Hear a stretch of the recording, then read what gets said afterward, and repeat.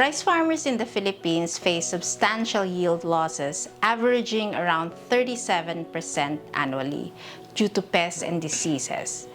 This significant loss is a clear indication that something needs to be done to protect these crops.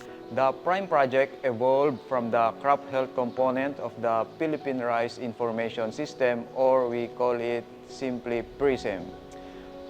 A 4-year initiative funded by the Department of Agriculture, specifically through the Bureau of Agricultural Research, or BAR, under the Food Staples Self-Sufficiency Program.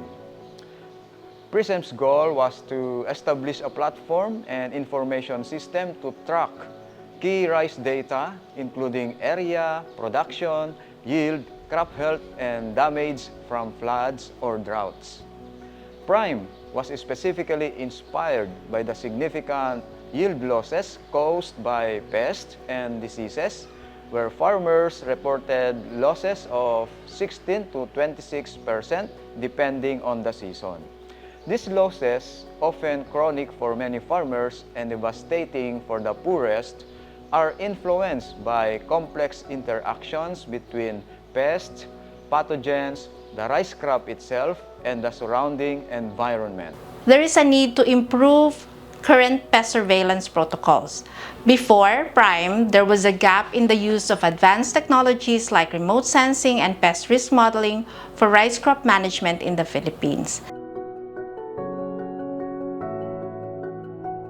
Magandang maga po sa ating lahat. Ako po si Noel si Regis, kasalukuyang Municipal Agriculturist ng Bayan ng La Paz. Po sa kaalaman ng lahat, ngayon po ay gusto kong italakay sa inyo ang kalagayan ng lupaing sakahan ng palay dito sa aming bayan, na ngayon po ay meron tayong rice area na 7,492.81 hectares at kinapalooban po ito ng 4,413 farmers.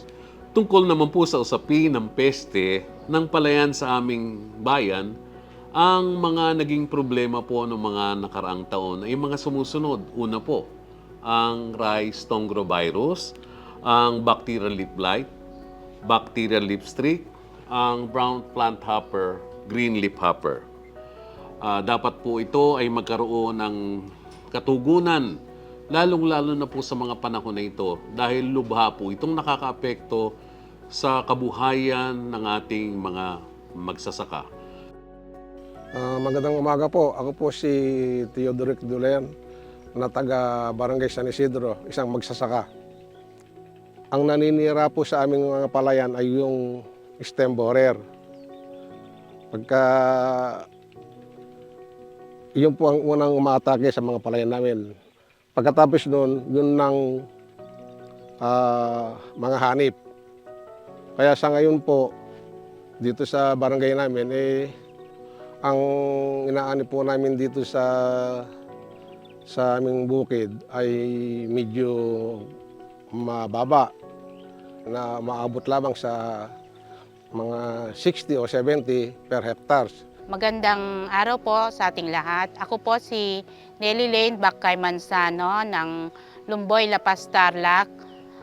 30 years na po akong nagsasaka.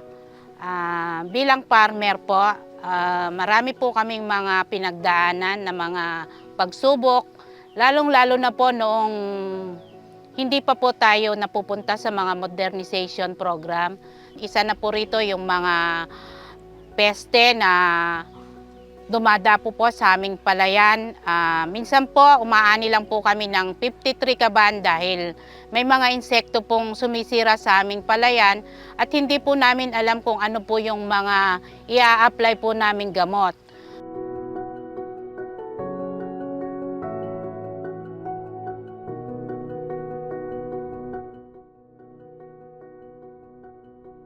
Crop Crop health surveillance is essentially the systematic monitoring and assessment of pest injuries and production conditions in agricultural fields.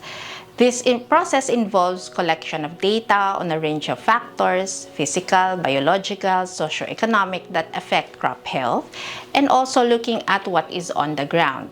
It's a comprehensive approach that helps us understand the overall health status of crops and identify any potential issues early on. In terms of its role in pest and disease management, crop health surveillance is crucial. It provides timely and accurate data on pest occurrence and crop conditions, which is vital for identifying potential pest outbreaks early.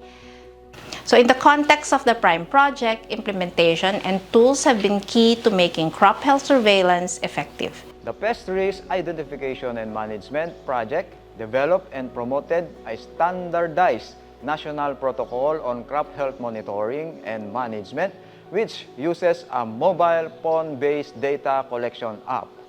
This system provided regular pest data and information through an online pest database, keeping partners and stakeholders regularly updated on pest incidences in the provincial, regional, and national level. So additionally, we created a comprehensive database on monthly crop health assessments covering more than 2,000 monitoring fields across the country since 2018. An operational pest alert system was also developed and complemented by regular pest bulletins issued pre-semester, monthly, and as needed for special alerts. Secondly, we made significant advances in the use of remote sensing and pest risk modeling. We developed methods for mapping landscape-scale pest risk factors using satellite imagery, machine learning, and modeling. So these factors include rice ecosystem types, crop establishment methods, planting synchrony, and cropping patterns and intensities. So this system was developed under PRIME and was adopted by the Department of Agriculture, regional field offices, and the Bureau of Plant Industry. So this made pest surveillance monitoring much more efficient and standardized. The Bureau of Plant Industry, of course, we have a mandate, crop pest management. We have a division which leads us dito sa ating pest risk identification management for rice or PRIME. Basically, our division, our CPMD, we serve as kind of like the CPU or the pest forecasting unit, wherein we collate all the evidences from the PRIME tools, and then we disseminate it to the regional crop protection centers so that they can devise strategies and respond to any incidences of pests and diseases, especially for rice. Sa RCPC ay isa sa mapalad na nabigyan ng pagkakataon na maikandak itong Pest Risk Identification and Management. So kami po ay naturuan para gumamit po ng PRIME app through PRIME Collect, na kung saan ginagather po namin ang data ng iba't ibang major insect pests and diseases po sa rice dito sa Region 3. So before po kami nag-proceed sa data collection, nagkadak po kami ng training para makapacitate po ang aming data collector sa pest identification and management, sa pag-identify ng tama ng mga iba't ibang klase ng peste at mga diseases sa palay. So once po na nakapag-collect na ang ating mga collector ng mga data, sa first 15 days ng month, isinesend po agad yung mga collected data na yan sa database, na kung saan ito po yung ina-analyze para po maibaba sa amin in real time, para po makapagbigay kami ng advisory sa iba't ibang mga municipality na kung saan kami nakapag-establish ng monitoring site. This early detection allows for targeted intervention to mitigate damage and reduce the need for broad-spectrum pesticides, which can have negative environmental impacts. And by focusing on specific areas of concern, we can implement more effective and sustainable pest management strategies. So PRIME aims to optimize pest control strategy and minimize unnecessary pesticides use through better risk identification and management. Sa pamamagitan po ng teknolohiyang PRIME Collect ay unti-unting nagkakaroon ng katugunan ang mga suliranin ng ating mga magsasaka sa aming bayan. Sa tulong po nitong Prime na ito ay nagkaroon po ng mga pag-aaral kung paano mapataas ang kanilang ani, mabawasan ang kanilang gastos, maproteksyonan natin ang ating kapaligiran. Sa pamamagitan po ng maagang pag-detect po kung anong mga peste ang nasa palayan, bibigyan po namin ng advisory ang mga farmers namin kung ano po ang dapat gawin. Sa kasalukuyan, retired na po ako. Nung una po ako pong nagtuturo sa asawa ko at siyang unang nagpa-farm dahil hindi ako ang full nag-farm. Although tinuturuan ko po siya, tinitingnan ko po yung pananim niya. Mula po noon, gumanda po ang kanyang pananim. Tumaas ang kanyang ani. From 80 kabans, tumataas na po siya ng hanggang 130 dahil namamanage na po namin ang mga pests and diseases. Through early warnings, nakikita ko na po kung ano ang dapat na ibigay na remedy or control measures sa mga testing ito.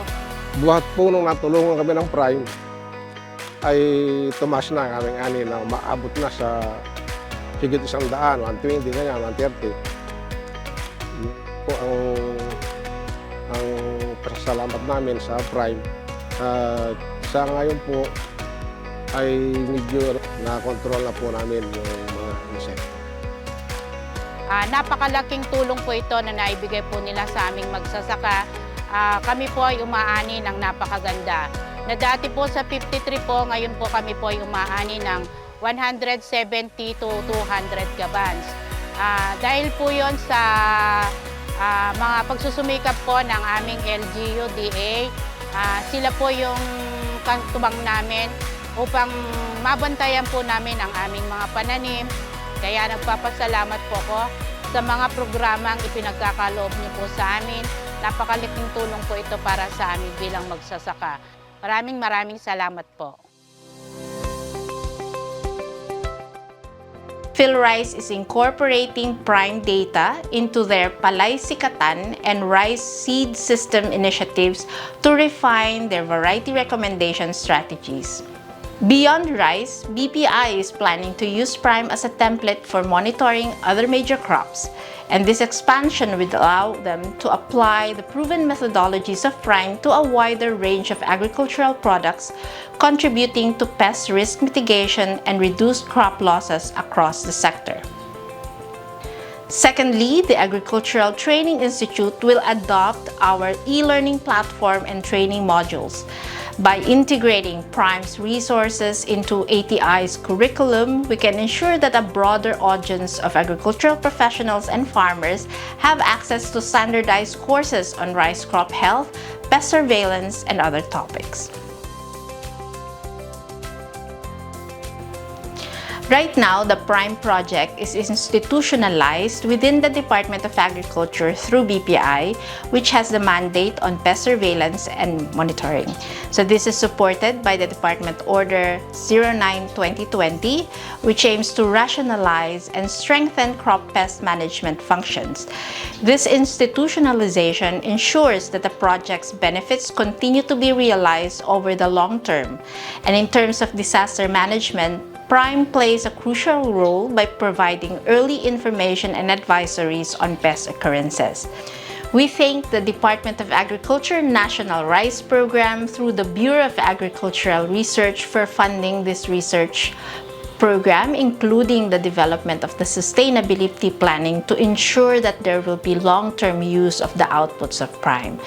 We also thank our regional partners, the DA regional field offices, for tirelessly contributing to data collection, and they're still doing that until now so that we can provide early warning to our regional partners and farmers.